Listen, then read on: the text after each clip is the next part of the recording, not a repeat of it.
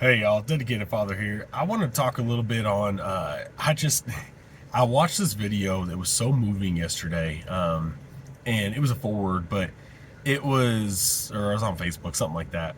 But it was I'm assuming like a mega church, some sort of big church. Pastor's up there talking, he has multiple services. He's up there talking at a later service, and this he said something, but this guy yells out BS. He actually says it, and the guy kind of chuckles. The pastor kind of chuckles, and he stops and he's like, "Man, hey, language. Like we got little ears in the room."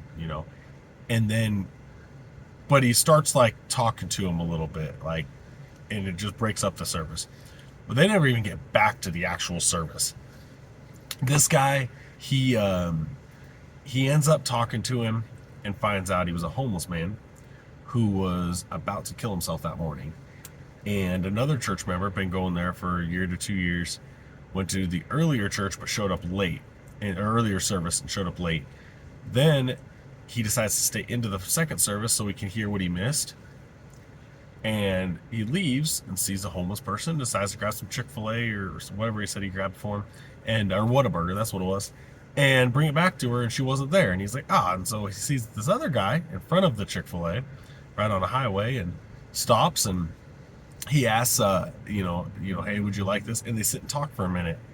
And the guy's like, where are you coming from? And he says, church. And the homeless man looks at him and goes, I want to go to church. And this guy, and I say kid, I mean, he's probably, he maybe early 20s. The kid that picked him up, little black kid. It's just so impressive. And this other guy's, I would guess probably in his 40s at least, kind of bigger white guy. Like, just stuff you don't see in today's society for some god-awful reason. And he's like, hop in. And he takes him back to the service that's still going on, and then that's where this all picked up.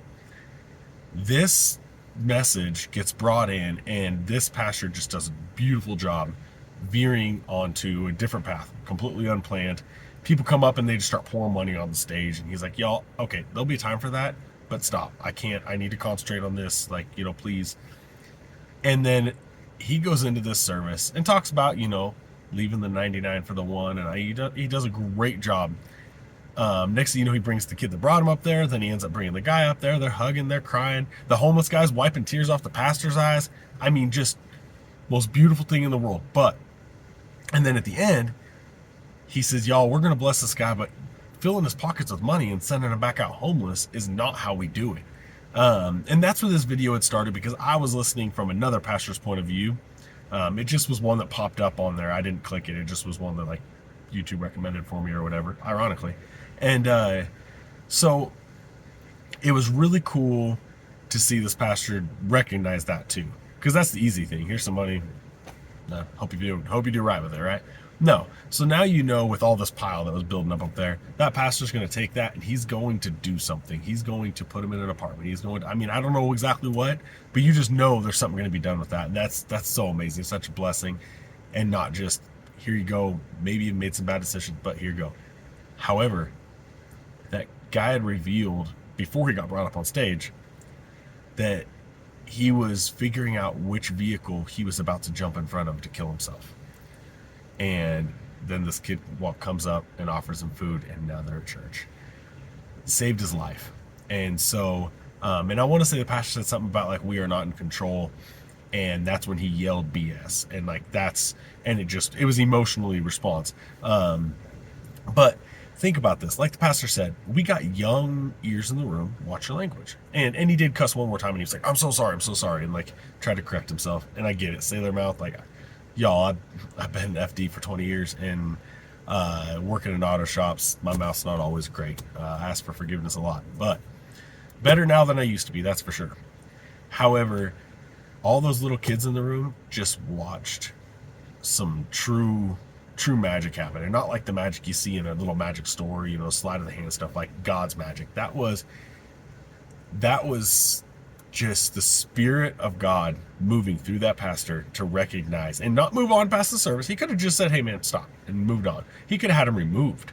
And this other pastor was talking about, in your church, how would they respond? And I actually thought about that. I was like, ooh, it's kind of a dangerous question to really think about for yourself, because then it makes you question your church, right? I'm not 100% sure I like in my head how I think my church would have responded, or even myself would have responded. So it just really makes me think. But all those kids in that room just watched this. They just learned so many lessons. They watched lessons. They watched grown men cry together in front of what sounded like probably thousands of people, or 1,000 people. I don't know. It was a big, they turned the camera around for a second, and I got a glimpse. I tried to peek in, and it was, I mean, our congregation can be anywhere from 180 to, or 160 to 300 people. This was a much larger group than that.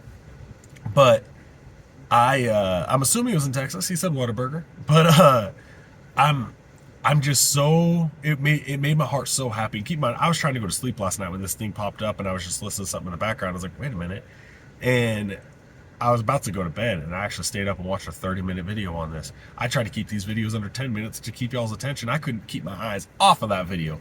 Daggum, I was just glued to it. And then I'm like, oh, he stopped right there where he's like, we can't send him out of here, pockets full, homeless, still homeless.